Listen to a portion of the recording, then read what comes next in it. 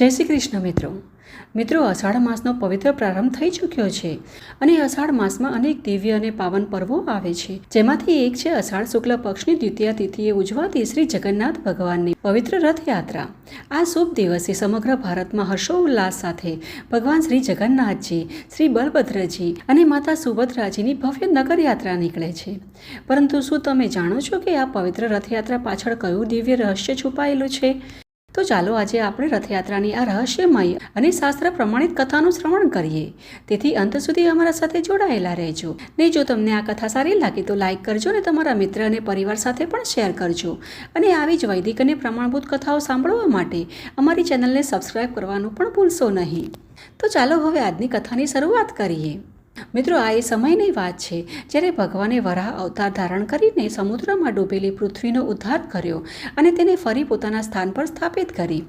ત્યારબાદ બ્રહ્માજીએ ફરીથી સમગ્ર ચરાચર સૃષ્ટિની રચના કરી અને તમામ તીર્થો, નદીઓ, સરિતાઓ તથા પવિત્ર ક્ષેત્રોને તેમના પૂર્વ સ્વરૂપમાં સ્થાપિત કર્યા। પરંતુ સૃષ્ટિની રચના કર્યા પછી બ્રહ્માજી વિચારમાં પડી ગયા। તેમણે વિચાર્યું કે આધ્યાત્મિક, આદિદૈવિક અને આદિભૌતિક આ ત્રણ પ્રકારના તાપોથી પીડાતા જીવોનો ઉદ્ધાર કેવી રીતે કરી શકાય। આ વિષય પર ઘણો વિચાર કર્યા પછી બ્રહ્માજીએ મનમાં નક્કી કર્યું કે આ કાર્ય તો માત્ર પરમેશ્વર શ્રી હરિ વિષ્ણુ જ કરી શકે। આમ વિચારી તેઓ ભગવાન શ્રી હરિ વિષ્ણુના શરણમાં ગયા અને તેમની ભક્તિપૂર્વક સ્તુતિ કરવા લાગ્યા।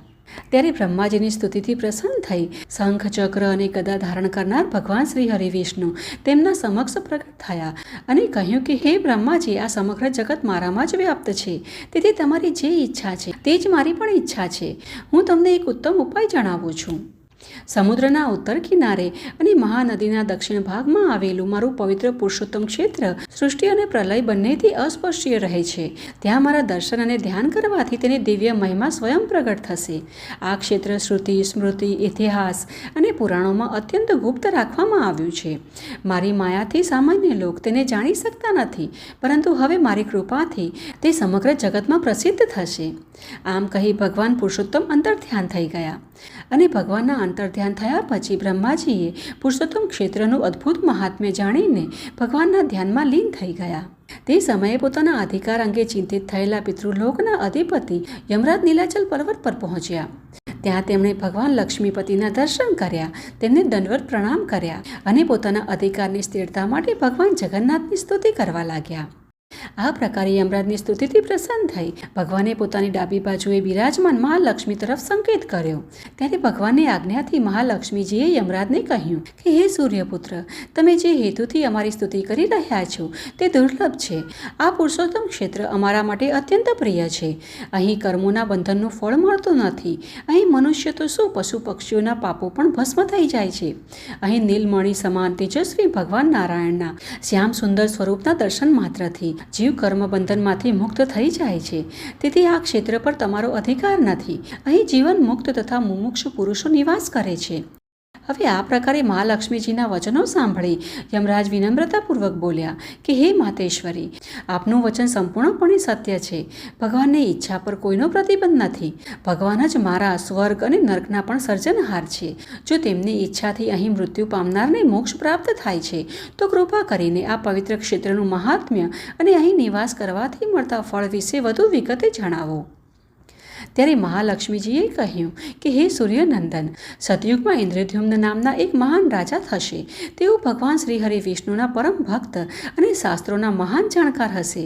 તેમની ભક્તિથી પ્રસન્ન થઈ ભગવાન એક જ કાષ્ઠમાંથી બનેલી 4 દિવ્ય મૂર્તિઓના સ્વરૂપે પ્રગટ થશે અને વિશ્વકર્મા સ્વયં આ મૂર્તિઓનું નિર્માણ કરશે અને ત્યાર પછી ભગવાન બ્રહ્માજી તેમના હસ્તકે આ દિવ્ય મૂર્તિઓની સ્થાપના કરશે। આ પ્રકારે મહાલક્ષ્મીજીના આ દિવ્ય વચનો સાંભળીને બ્રહ્માજી અને યમરાજ બંને અત્યંત પ્રસન્ન થયા અને પોતપોતાના લોકમાં પરત પાછા ફર્યા। તો આ પ્રકારે ભગવાન શ્રી હરિ અને મહાલક્ષ્મીજીએ બ્રહ્માજી તથા યમરાજ સમક્ષ પુરુષોત્તમ ક્ષેત્રની અદ્ભુત મહિમાનું વર્ણન કર્યું હતું અને ત્યાર પછી ભગવાન શ્રી હરિ વિષ્ણુ પોતાની ઈચ્છાથી એક કાષ્ઠમાંથી 4 સ્વરૂપે પ્રગટ થયા, જે હતા શ્રી જગન્નાથજી, શ્રી બલભદ્રજી, શ્રી સુભદ્રા દેવી અને શ્રી સુદર્શન ચક્રજી। આ પ્રકારે 4 સ્વરૂપે એક કાષ્ઠમાંથી પ્રગટ થઈને શ્રી જગન્નાથજી પુરુષોત્તમ ક્ષેત્રમાં પ્રગટ થયા અને બ્રહ્માજી દ્વારા સ્થાપિત થયા।